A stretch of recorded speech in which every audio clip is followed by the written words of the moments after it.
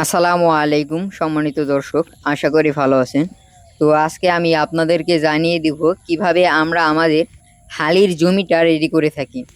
তো এখন আমাদের চকে প্রায় 50% জমি ধানই পেকে গিয়েছে, আর কিছুদিনের ভিতরেই পুরোপুরি আমাদের ধানগুলা পেকে যাবে।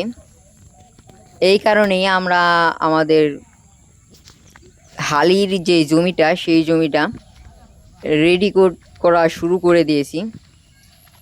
আমরা যেই সময় আমাদের চকে ধানগুলা রোপণ করে থাকি সেই সময়টাতেই আমরা আমাদের হালির জমিতেও একটি চাষ দিয়ে রাখি, যাতে করে সারা বছর যে আমাদের এই হালির জমির মাটির নিচে যে গ্যাসগুলা জমে থাকে এই গ্যাস উঠে যায়। ধানের জমিতে সাধারণত ব্লগের চাষ দেওয়া হয়। ব্লগের চাষ বলতে আমাদের গ্রামের ভাষায় আমরা এটাকে ব্লগের চাষ বলে থাকি। এই ব্লগের চাষ বলতে আমরা ধান রোপণ করার সময় জমিতে পানি দিয়ে তারপরে চাষ করে থাকি, ওই চাষটাকেই বোঝানো হয়েছে। ওই সময়টাতে আমাদের এই জমিটাতেও একটি চাষ আমরা দিয়ে থাকি। এরপরে আমাদের এই জমিটাতে কোনো ধান আমরা রোপণ করি না, কেননা এই জমিটা সাধারণত আমরা হালি চালানোর পরে বেগুন গাছ লাগিয়ে দিই। বেগুন গাছ ওঠানোর পরেই আমরা এই জমিটাতে পতিত রেখে দিই।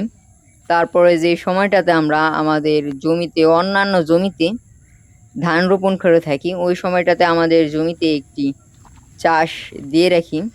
এতে করে আমাদের জমির ভিতরে যেই রাসায়নিক সারগুলো আমরা প্রয়োগ করি এর কারণে আমাদের জমিতে অনেকটা গ্যাস জমে থাকে। এই গ্যাসের কারণে হালি গজানোর পরে অনেক হালিগুলা মারা যায়। এই চাষটা যদি আপনারা দিতে পারেন তাহলে এই গ্যাসটা আগে থেকেই উঠে যাবে, এরপরে আপনাদের জমির হালি আর কখনো মারা যাবে না। পেঁয়াজের যেই দানাটা আমরা প্রথমে আমাদের জমিতে বপন করে থাকি ওই দানা থেকে যে সময়টাতেই চারা গজায়, ওই চারা গজানোর কিছুদিন পরেই দেখা যায় জমিতে অনেক চারার মাথা পড়ে তারপর ওই চারাটা মারা যাচ্ছে।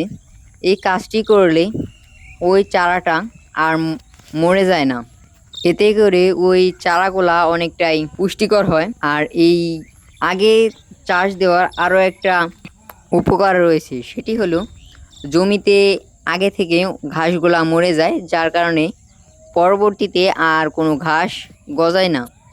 তো আমাদের এই ভিডিওটি ভালো লাগলে অবশ্যই আমার চ্যানেলটি সাবস্ক্রাইব করে পাশে থাকবেন।